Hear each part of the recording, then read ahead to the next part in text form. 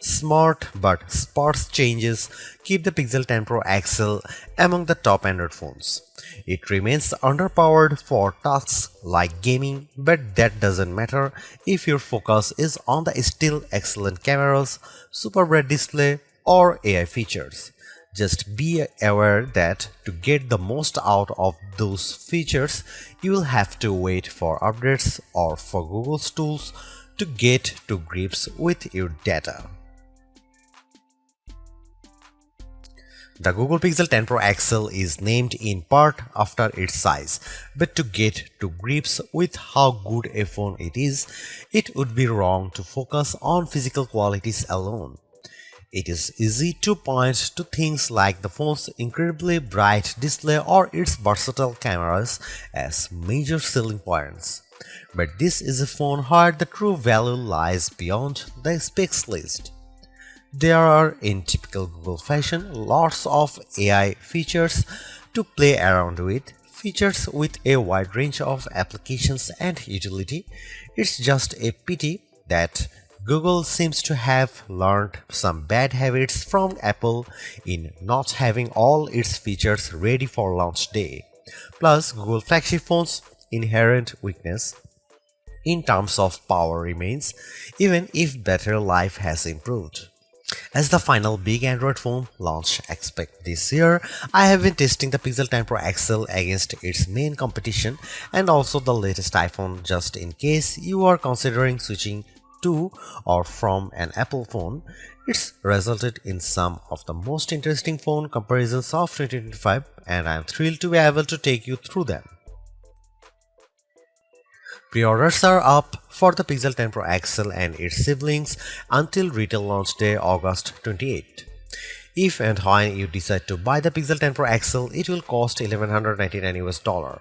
That's technically more expensive than the Pixel 9 Pro XL from last year, but what's actually happened is that Pixel dropped the 128GB model. It's a shame that you can't get a cheaper extra large Pixel now, but it's not strictly a price hike. If storage matters to you, you can spec 512GB or 1TB for $1,319 and $1,549 respectively. But increasing the storage locks off certain color options. Only Obsidian Black offers all three options, while Jade Green is only available in the basic 256GB.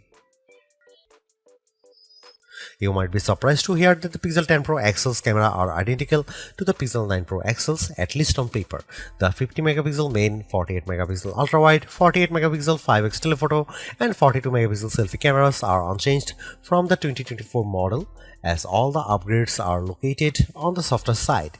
Here we can see some camera samples of the Google Pixel 10 Pro XL. Let's kick off the comparisons with main camera shot of a cottage. We see the first evidence of the Pixel 10 Pro XL's apparent default processing priority, balancing the brightness of all colors in the shot.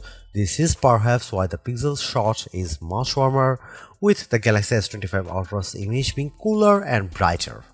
Against the iPhone 16 Pro Max, the Pixel 10 Pro XL also looks less bright but punches up the colors in return. The trees in the background in this view across a park are much easier to make out in the Google photo. And how does it compare against the outgoing Pixel 9 Pro XL? This photo of disused telephone box shows that the Pixel 10 Pro XL gives slightly stronger colors on the blue end of the spectrum, but is otherwise identical to the Pixel 9 Pro XL's image. In the night mode, with our subject being mini bottle of Henderson's relish, we see the Pixel 10 Pro XL struggle to capture the light compared to the Galaxy S25 Ultra, but the Pixel does have less of a red color caused by the curtains in the room than the S25 Ultra, which could be an advantage in some cases. Switching to the ultra-wide cameras and looking over a small stream in a wood, the Pixel's image pales compared to the S25 Ultra's far brighter shot. This is likely as a result of the Pixel's relatively small sensor not capturing as much light and the post-processing not being able to do enough to compensate. Macro mode also uses the ultrawide sensor, comparing to the pixel's effort against of the iPhone 16 Pro Max of a pink flower. The pixel's shot is darker, again likely because of its small sensor, but the image still has good contrast as we can still make out the detail in the flower's center.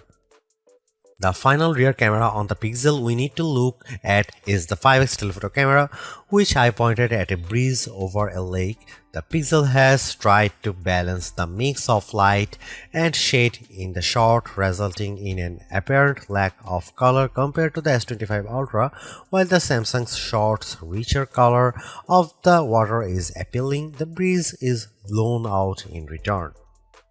The Pixel 10 Pro XL's telephoto camera offers up to 100x max magnification for the first time, except with the power of ProRes zoom. Images at the level are still legible, albeit potentially inaccurate, but let's start at a less extreme 50x. Zooming in on a milestone's curved lettering, it's already obvious that the Galaxy shot is noisier than the Pixel's, but based on my own observation, the Pixel has over-smoothed the stone, removing some of the texture in an effort to clean up the shot. At 100x, this effect is even more noticeable. A stone that's been sitting outdoors for who knows how long is unlikely to be as smooth as the Pixel's shot would have you believe. But in terms of legibility, while both photos still show the lettering clearly, the Pixel shows them in crisper detail. When exporting the images, the Pixel 10 Pro XL conveniently gives you both your original ProRes zoom shot and the processed version, along some interesting comparisons. For instance, we have here a church window about 1000 feet away from where I was standing as I took the photo. It's an impressively sharp shot, but the Pixel's processing system seemed to have read the stone bars between the glass as wood, adding a vertical grain effect. While the detail of the brickwork has been impressively recovered, it shows a big limitation of these generative detail enhancing tools. It shows you what's likely to be there rather than what truly is there. Google enhanced some of the camera's associated features, such as making best take active automatically with enough photos and offering 50 megapixel resolution for portrait modes.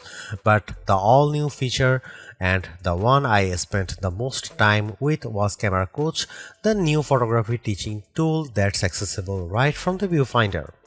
This is currently in preview, so hopefully it powers will multiply in the future, but right now it's more of an interactive forming tool. It will detect what you are pointing the camera at, offer some suggested compositions, and then give you tips on which camera lens to use, where to stand, and how to position the subject. If you can, it's a fun, personalized way to learn. But there are so many more tools in the Pixel 10 Pro XL's toolbox. I hope more options or perhaps an advanced mode appear in future to help guide users to try even more, like switching between vertical and horizontal shots, setting a manual focus, or adjusting exposure.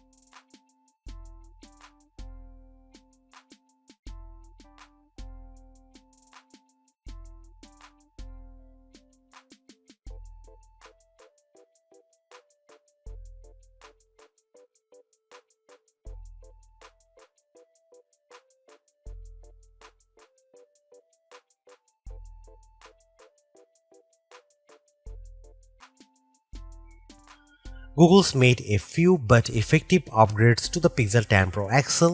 It's a masterclass in efficiency, changing and improving just enough to stay amongst the top of the pack in the most areas. The display's brightness is unmatched, and the camera's ultrawide perhaps aside offer a balanced, natural look that I can see a lot of people liking. It's unfortunate that the Pixel 10 series is still the lowest powered of the flagship phones on sale today and lags behind its main rivals on battery efficiency.